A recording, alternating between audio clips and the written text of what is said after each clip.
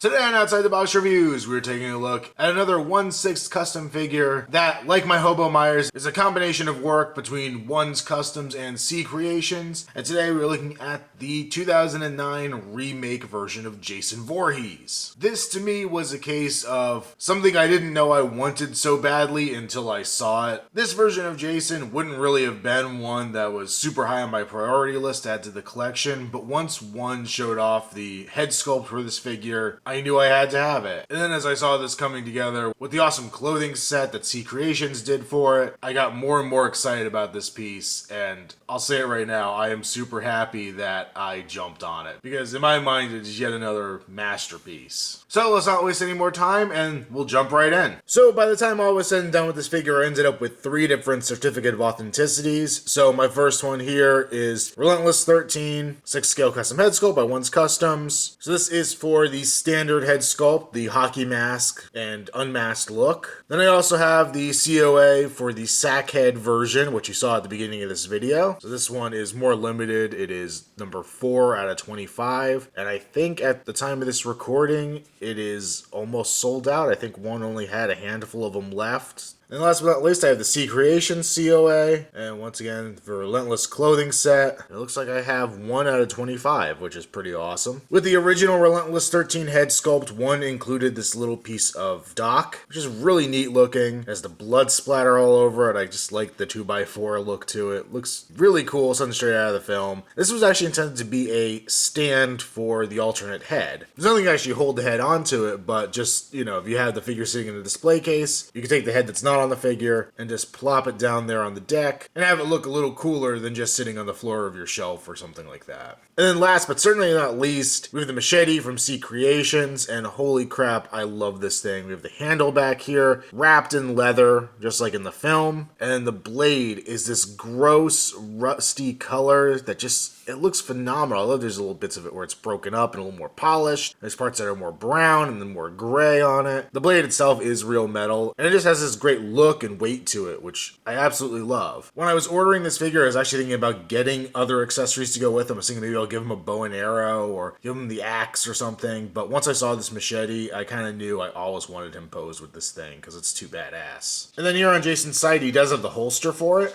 so you can actually take that machete, carefully slide it in there. Then he has his machete strapped to his leg and ready to kill some teenagers. For the head sculpt, I'm kind of going to go backwards and talk about the sack head sculpt first, even though it came later down the line from One. But because in the movie it comes first, I figured it'd be a good time to cover it. And I gotta say, I absolutely love how this thing is done. The head itself is actually a hard sculpted head, or at least it appears to be. The bottom down here is actually like cloth, but it's been kind of hardened up to make it more rigid around the neck. So it retains that wrinkly sculpt, but it is still pliable. You don't lose articulation really out of it, which is really freaking awesome. And I'm gonna remove it off the body here just to take a closer look at it. But we do have the eyes sculpted in there, which you see is really deeply recessed underneath the hole in the hood. We have some blood detailing going across the bandages. It makes it look like it kind of splattered off as a victim. It's also down here around the neck. We have a piece of like twine or rope going around the neck itself, holding the mask on. You can see all the cloth detail even there on the inside. Just an amazing piece. It's very seamless between the cloth around the neck and the head itself as to what's what, which is ridiculously impressive. But he has all the lines and wrinkles and little extra bits of cloth. This is actually another bit of cloth kind of glued on there. It's so seamless I can't even tell just by looking at it. You have to physically touch it to know what's different. But a freaking amazing head sculpt. And the original Relentless 13 head sculpt is equally impressive. I love the detailing on this mask. It's very, very dirty to match that remake look. The chevrons kind of have bits of them chipped away. There's dirt and everything all over the front of the mask, and then also areas that are more white. Like everything's been ripped off the mask, and you're just seeing the bare plastic or whatever they actually make real hockey masks from. The silver rivets there on the side. We have the elastic straps with the rivets going around the back, and you can see all the hair coming off of this head. And just the way it fits the head is really, really nice. So you can see there's kind of like a gap up here at the top, which is kind of something that we had in the movie. It was kind of a strange fit to Derek Mears' head, or his costume's head. Then we can remove that mask, and holy crap, that is an ugly ass face. I love it. The skin texture he gave this guy is phenomenal. You can see that kind of reddish look to everything.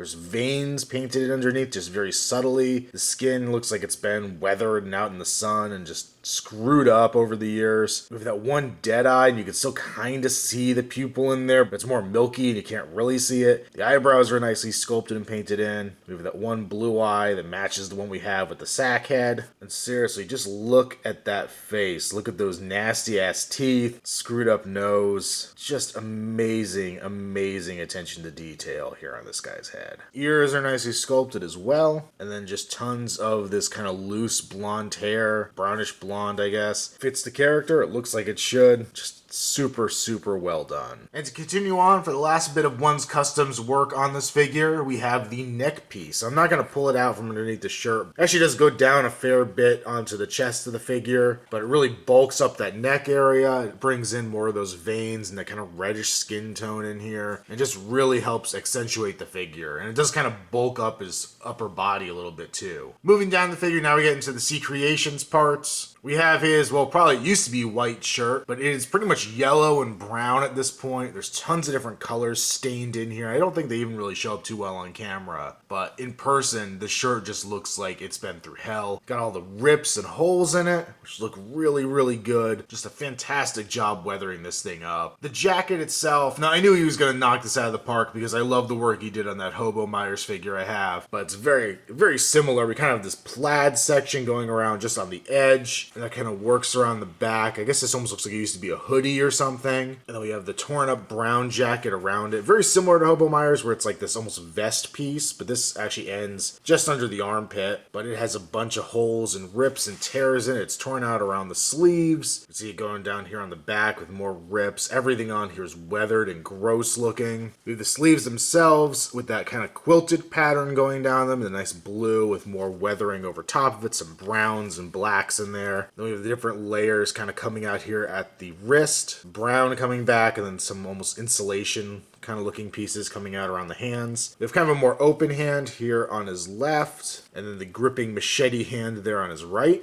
Then we get down to, like, what jacket number is this at this point? I didn't even know anymore, but we get some pockets and a lot of heavy weathering here. It's looking so torn up and absolutely disgusting, as it should. I love the attention to detail he brought into this under jacket here.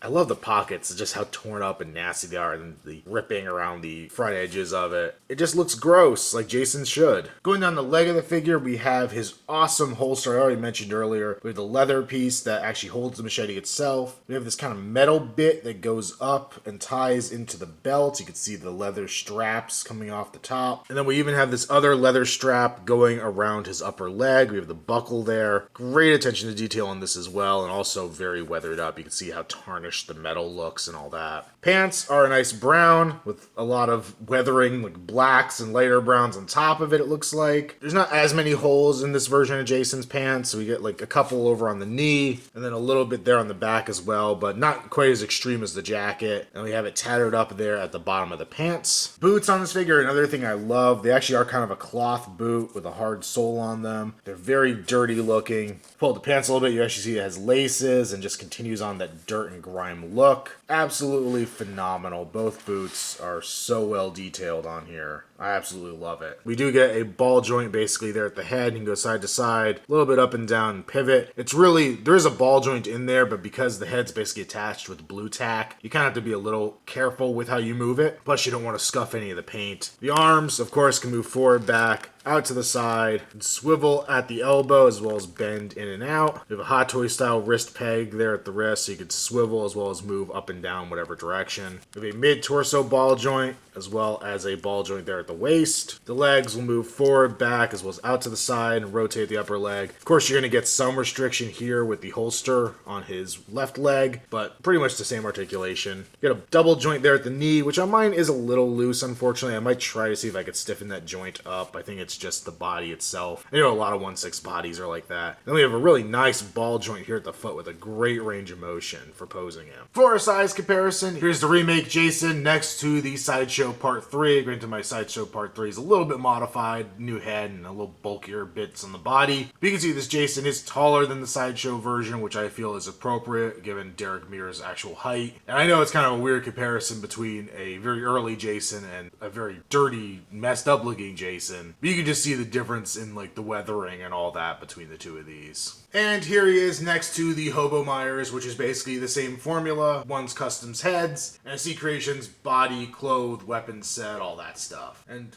there's a lot of similarities between these figures in weird ways. Just the overall multi-jacket look, the quilted patterns you see on it. So I kind of feel like they're a fitting pair. And what more can I say? I absolutely love this figure. The head sculpts are amazing, though I do run into the problem of not knowing how I want to display this guy. Right now I'm leaning towards the sack head just because it's the newest piece to everything, but I love the way the mask looks, I love the unmasked head, just a lot of cool options to display this character. And as far as the C Creations ends goes, all the clothing, all the weathering, the machete, I love that machete. The machete's so freaking sick. The whole thing just came together even better than I could have anticipated. And I am so happy to have this in my collection. Just yet another outstanding piece. One's Customs and C Creations. Their stuff is just fantastic. I'll put their Instagram names down below. That's where I primarily follow their work. And if you're needing custom figure stuff, they're definitely the right people to talk to. So, probably the highest of recommends for this guy. I'm sitting on a huge pile of NECA stuff I need to review, but I could not wait to talk about this figure. Make sure to follow me on Instagram, username Outside the Box Reviews. Also check me out on Facebook, link below. Make sure to like this video and subscribe if you haven't already. And until next time, this has been our Outside the Box Reviews.